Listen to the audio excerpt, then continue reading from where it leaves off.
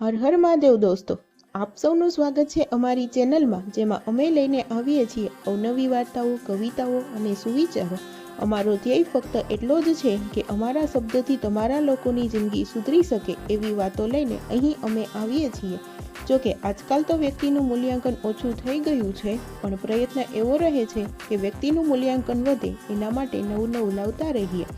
તમારે મહેનત ફક્ત એટલી જ કરવાની છે કે તમને જો અમારા સુવિચાર, અમારી વાર્તા અથવા અમારા કોઈપણ શીર્ષક પરથી તમને કંઈ શીખવા મળ્યું હોય તો તમે તમારા જીવનમાં ઉતારજો અને તમારા મિત્રો અને પરિવારજનો સાથે અવશ્ય શેર કરજો ને અમારી ચેનલને સબસ્ક્રાઈબ કરવાનું ભૂલતા નહીં। અમારો ફક્ત એટલો જ ધ્યેય છે કે અમે અમારા શબ્દોથી કે અમારી વાતોથી લોકોની જિંદગીને સુધારી શકીએ।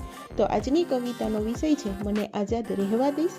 જીવનમાં જો હું પંખી બનું ઉડવા દઈશ, જીવનમાં જો હું આઝાદ રહું રહેવા દઈશ।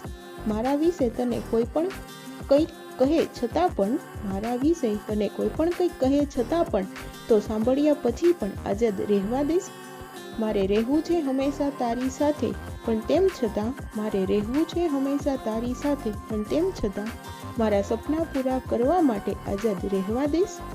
કાયમની વાત નથી મારા સપના પૂરા થાય છતાં પણ, કાયમની વાત નથી મારા સપના પૂરા થાય છતાં પણ તો હું બધું તારું માનીશ, શું મને આઝાદ રહેવા દઈશ।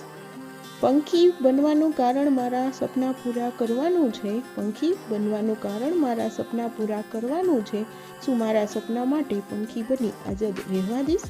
મને ખબર છે તને બધા કહેવા વાળા છે છતાં પણ, મને ખબર છે તને કહેવા વાળા છે છતાં પણ મારા સપના માટે પંખી બની આઝાદ રહેવા દઈશ।